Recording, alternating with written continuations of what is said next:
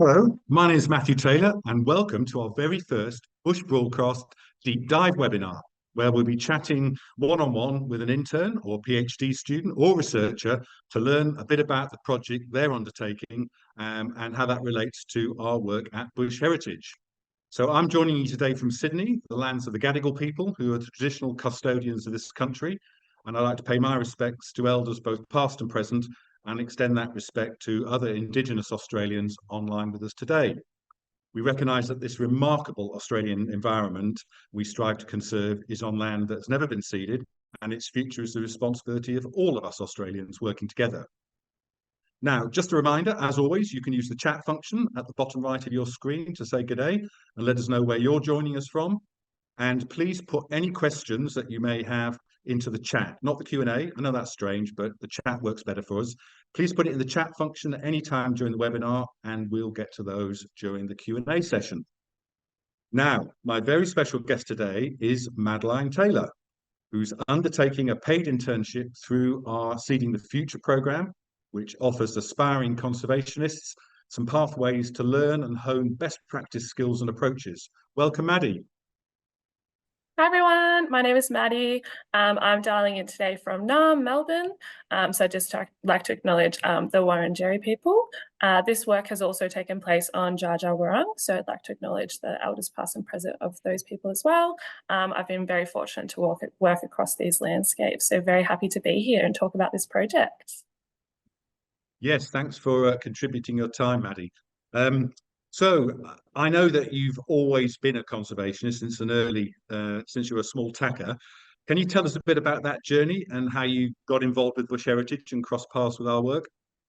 Yeah, sure. So when I was younger, I always loved being outdoors. My grandparents had a hobby farm, so I spent a lot of time climbing trees in that photo you can see there, exploring nature, that kind of thing. This led me to take on studies in ecology and biodiversity conservation biology in university. And during my studies, I engaged in a lot of volunteering work. So I volunteered with Australian Wildlife Conservancy. I also helped some honours students with their honours project. So I did a bit of pitfall trapping in Griffith, a little bit of small mammal trapping in the Grampians. So very fortunate to have had those experiences. I also helped organise a conference another year and was part of, here I am part of Urban Bushland Initiative. I was on the committee there helping to organise days of planting in urban environments. Throughout my studies and volunteering, I always knew about Bush Heritage and really admired the work they did. So purchasing a land and protecting it forever, that's amazing. And so when I saw the Seeding the Future advertisements for this project come up on LinkedIn, I was like, I've got to apply for it. So the Seeding the Future has been such a great program. It's been really valuable for myself for transferring the skills that I've built during my studies and volunteering into paid employment and getting my foot in the door in the conservation sector. That's fantastic. And as an internship, I know lots of internships are clever ways of getting free labour, aren't they? But I know from the Bush Heritage perspective, that's not the right way to start somebody off on their career. So we actually offer paid internships, don't we? I imagine that's very helpful when you're making a decision. Oh, definitely, especially during living crisis living.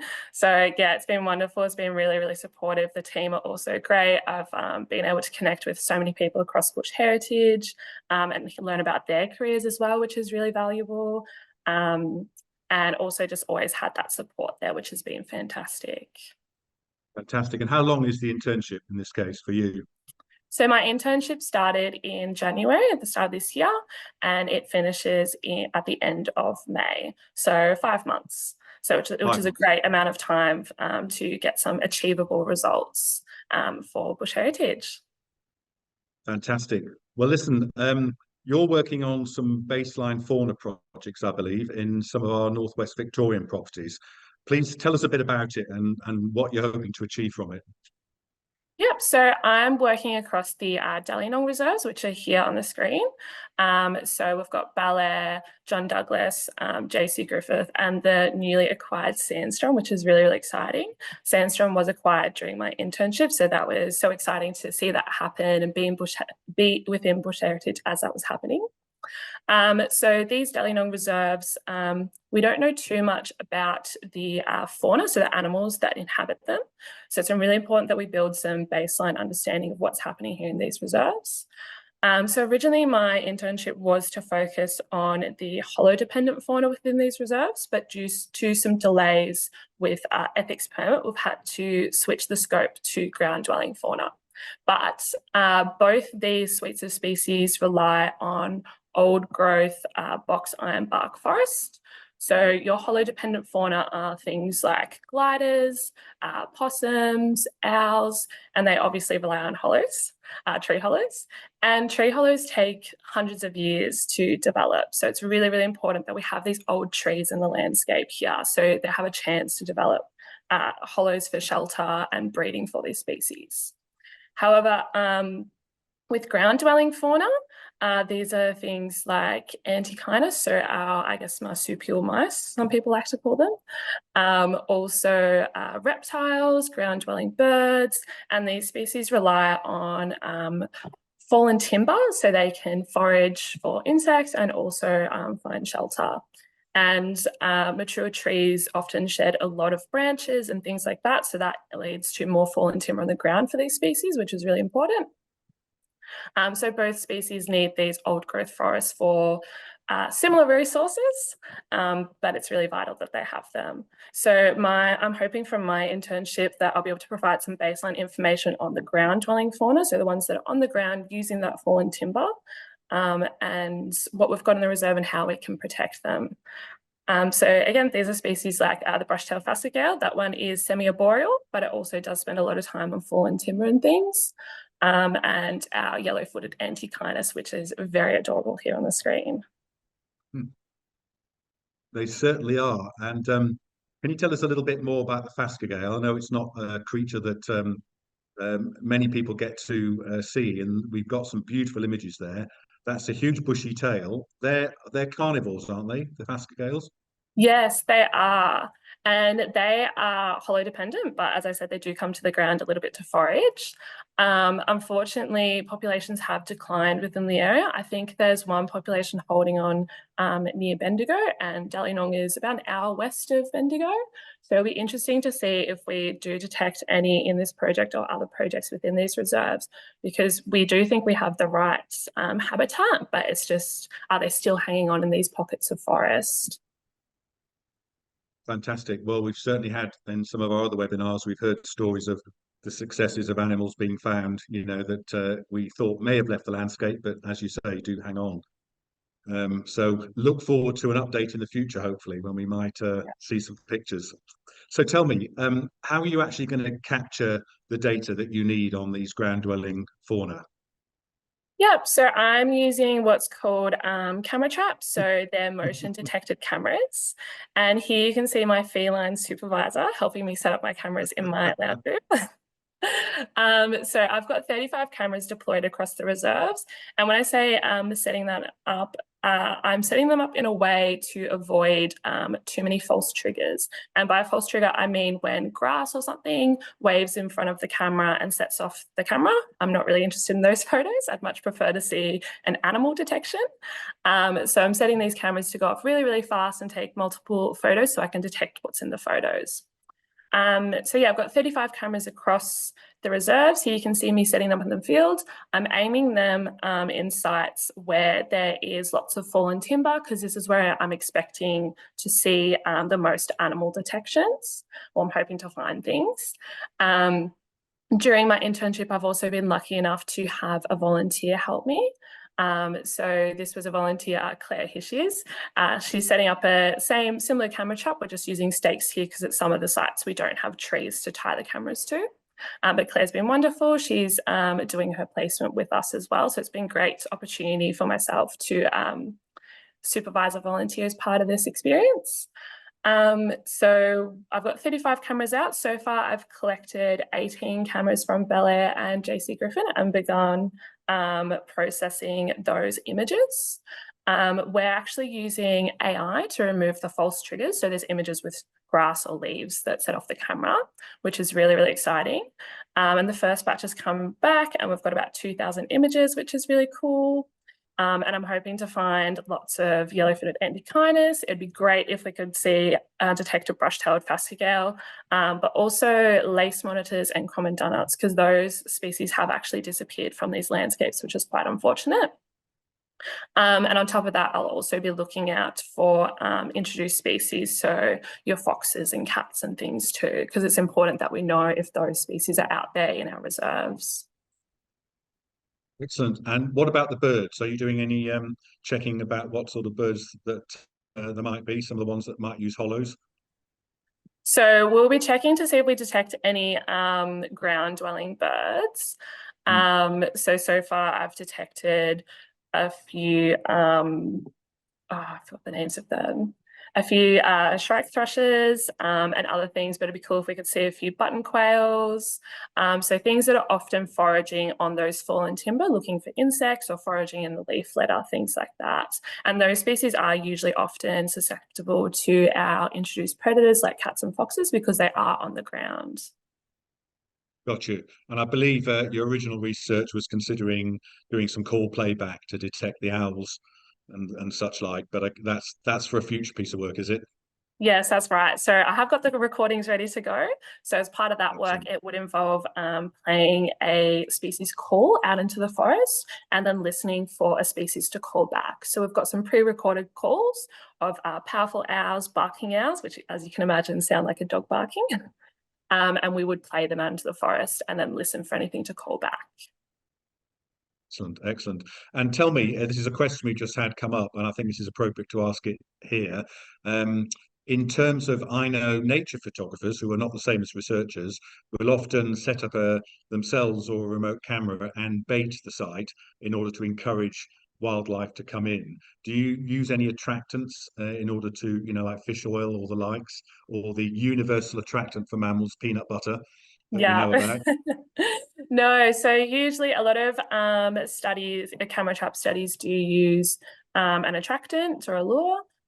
So this time around, we haven't used an attractant or a lure because we didn't want to have to apply for ethics and be delayed further with the project. So Yeah. those cameras are just sitting out.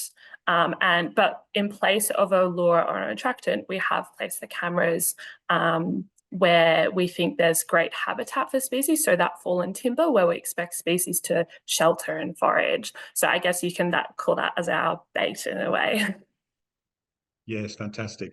And we've been talking about hollow-dependent fauna, and you showed some pictures of when they're actually up in the living tree. Do the species of trees we've got in these reserves in southwestern Victoria, do they actually fall and produce hollow logs on the ground as well that provide, cover and places people that some of these animals can live? Are they Yeah, big so enough they to do that? can. Yeah, so they can do. And unfortunately, we don't have a lot of timber on the ground in a lot of these forests. We're fortunate enough at the reserves that we have, there is quite a bit of fallen timber for these species. But in box iron forests across the state, these forests have actually suffered from a lot of firewood collection. So a lot of that fallen timber has been removed, unfortunately. But you would expect often to see logs on the ground, which species do use to forage and shelter in. But yeah, luckily enough, we do have them at the reserve, which is great. It's excellent. Yes, that's certainly one of the things I know in the how you can make your own garden or property more attractive to wildlife is to resist the European temptation to clean up, isn't it? To Yes, exactly. A allow messy fallen garden's a logs. good garden. Yes, indeed. Excellent. So tell us a bit more about the research you're undertaking and how that's going to help, going forward with, the work Bush Heritage is doing and how that fits into, preserving the landscape. So the information that I'll be collecting, so it's going to be all baseline information on the ground dwelling fauna that we have in these Dandenong reserves. So where they are in the landscape. We'll also be pairing this data with some previously collected vegetation data to see if there's any relationship between where species are and what kind of vegetation characteristics are there, because that information is really useful for reserve management. Say, for example, we find one particular species prefers a particular plant species that it uses, we could increase that particular plant species in the reserve to conserve that species. But on top of that, so later this year, the Victorian team will be using all the data they've collected. So my internship, but a lot of other projects that they've had, to create a Dandenong Reserve Management Plan. So they'll be feeding all that data from all those projects to develop reserve goals and targets. And my project will help inform some of those goals and targets, which is really exciting. So it's such a great opportunity to be a part of something that is going to contribute more into the future as well. Yes, that's fantastic, because it's one of those things that each time Bush Heritage acquires a reserve, one of the most critical things to do up front is, of course, make sure that the fences are good on neighbouring properties, that we're able to manage fire, but also we've got to try and very quickly understand what have we really got. Now, obviously, we wouldn't purchase a property if we didn't know it was of enormous value from conservation perspective, but the detail finding out of what's on there is the sort of work that where we need wonderful people like you, isn't it, to come and establish what that baseline is. Exactly, exactly. And I think you mentioned earlier on that you anticipated getting pictures of cats and other feral predators and foxes and such like. We've had a question that has come in asking whether the data you collect will help to increase eradication of those feral predators. So perhaps I appreciate that's a management question that will be our reserve staff's job to deal with. But I'd imagine that anything you pick up on the camera traps will help in IDing, how many individual cats, for instance, we might have on the reserve. Yeah, so I have found with the images that I have gotten back, we do have a few foxes and feral cats on the reserve, unfortunately, which is expected. It is an agricultural landscape, so they are there and they are present. Unfortunately, with foxes, it is really hard to identify them down to an individual. You can usually with camera trapping and larger species, ID them based on markings or an identifying feature, but it is really difficult with foxes. They don't tend to have identifying features within their fur. Cats, on the other hand, hoping we can find out. I've only seen this one cat twice. I think it's maybe just one cat, hopefully. But it'll be interesting to see if we can ID and find out if it's just the one individual or two. But yeah, hoping that this information will be useful for Bush Heritage and how they manage these reserves going forward as well. Absolutely, absolutely. It's the part of the reason that we have the Seeding the Future program is because we couldn't do the amazing work we do without people like yourself who can come and assist with all that interesting but also quite time-consuming work initially to identify it, and we need the expertise. So I know all our staff often say, God, I couldn't do my job without the benefit of some of the interns and PhD scholarships that we have, so it's very much appreciated. So you'll be working on the project for a little bit longer. Have you got any early findings you can share with us? I think you said you'd had some pictures back already. So anything interesting to share? And oh, look, there's a possum.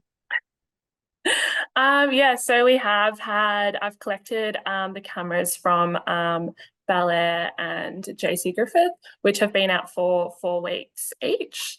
So that is 18 cameras. And from those 18 cameras, we've processed them using AI, as I said, to remove those false triggers. So the images of just grass and branches and things like that moving in the wind. And we've come back with 2,000 images that have animals in them. So that's fantastic. So I've actually gone through and looked at those images and started to tag what species are in the images. We've had a lot of common species. So as you'd expect, your eastern grey kangaroos, echidnas, predators, common brush-tailed possum here up on the screen, common ring-tailed possum, a lot of yellow-footed antechinus, which is exciting.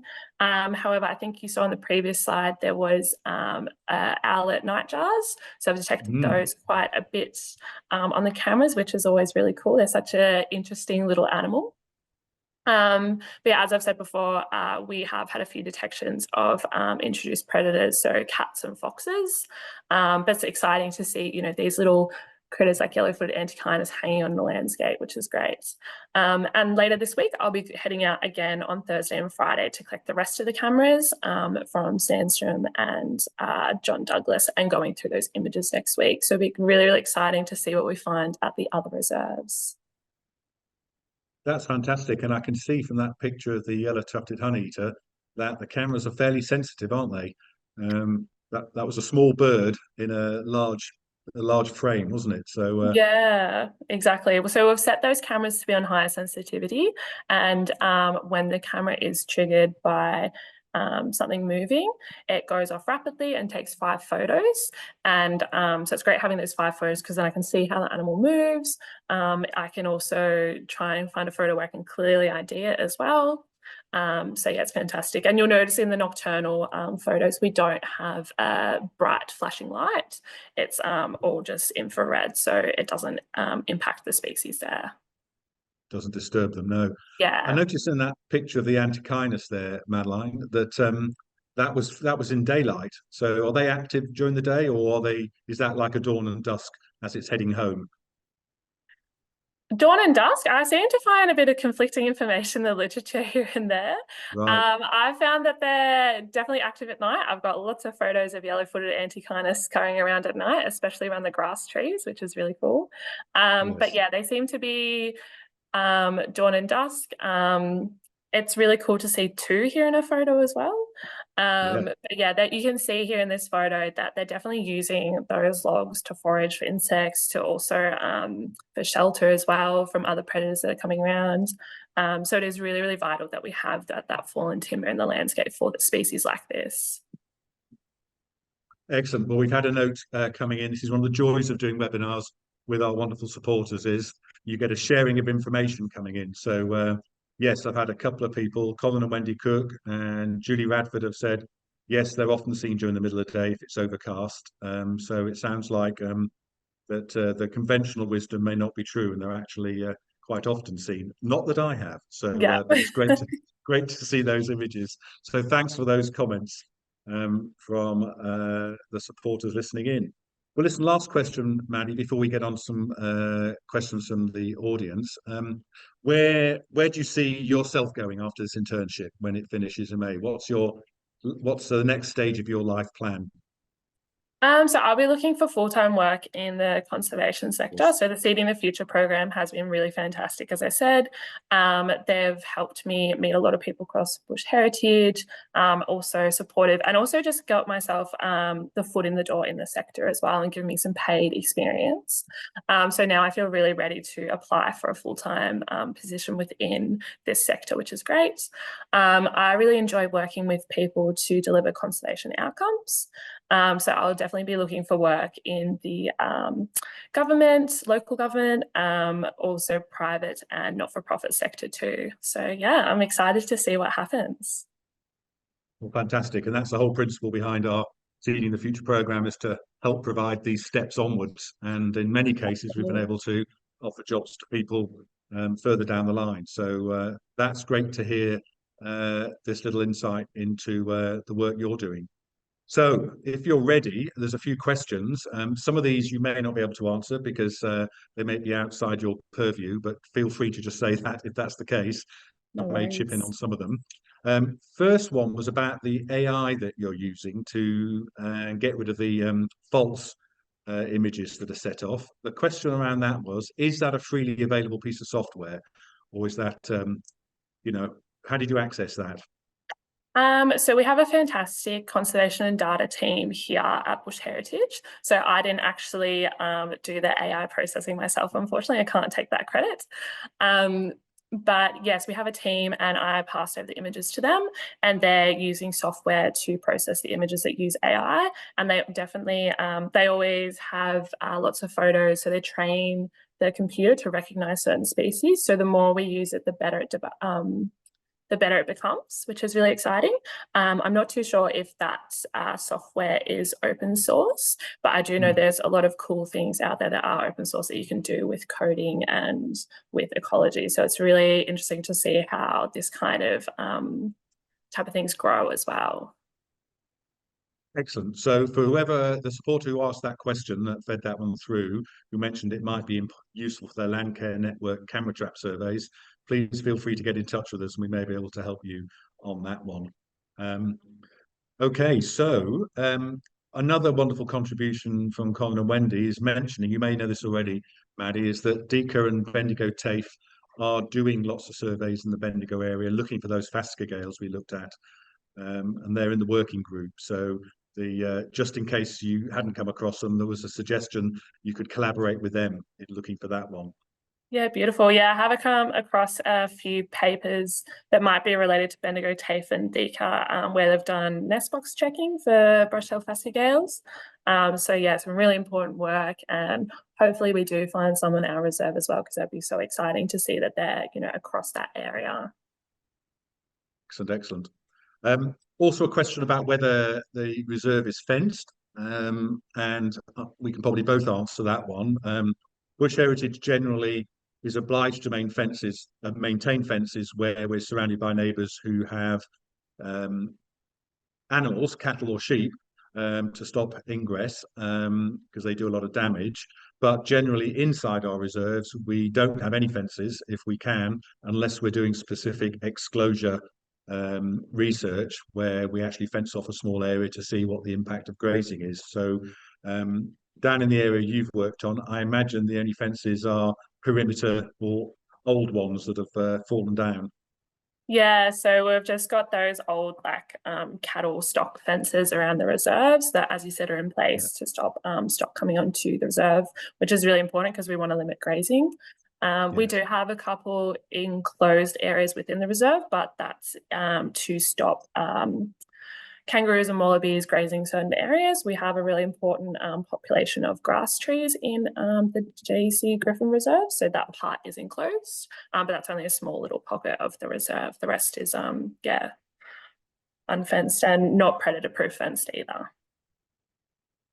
Excellent. Okay, well, a couple of questions about your career and your plans. One of them is, do you anticipate studying in different areas of Australia? And the other one is, have you completed a PhD at this stage? No, I haven't completed a PhD. I'm not sure if I want to take that career path. It is a big investment. I think it's like 3.5 years. So I think for the next few years, I'll definitely be working, but that option is always in the back of my mind. And working across different parts of Australia. I like to scare my boyfriend and tell him we're going to move interstate. He's not a big fan of that. But yeah, I would love to, go up north. That'd be fantastic. I have been lucky enough during volunteering to work in central New South Wales, also the Grampians. I did do a little stint overseas in Costa Rica, working in a turtle sanctuary, which was really fantastic. So I have done a little bit of that already. But yeah, we'll just see how my career goes and see if I can force my boyfriend to move interstate. That's fantastic. Well, that's beginning to wrap up the questions. There was a question about whether you've come across any frogs. I know that doesn't form part necessarily of your work, but I'm sure you may come across them from time to time. So, do you have you come across any in your work so far? No, unfortunately. There's not, so most of the sites aren't super close to a body of water. I do know there's a couple of species I think that aren't that can survive without being in water within the reserve, within box iron bucks forests. But yeah, we haven't come across any of those yet. But it would be interesting to see what is out there as well. That's fantastic. And the other question about things you might have come across is feral pigs, a scourge wherever they're found. Have they Yeah. featured on your camera traps yet? No, but there are rumors of a goat, maybe an escapee goat. I haven't come across him yet, but I'm excited to see what comes back on the camera traps next week. But we shall see. So stay tuned on that one. Excellent. Well, if it's a single goat, it might be tolerable, mightn't it? But Yeah. what we don't want is vast numbers about them. But that's excellent. Okay, well, just the final questions, which is a more general one, but you're very welcome to answer this.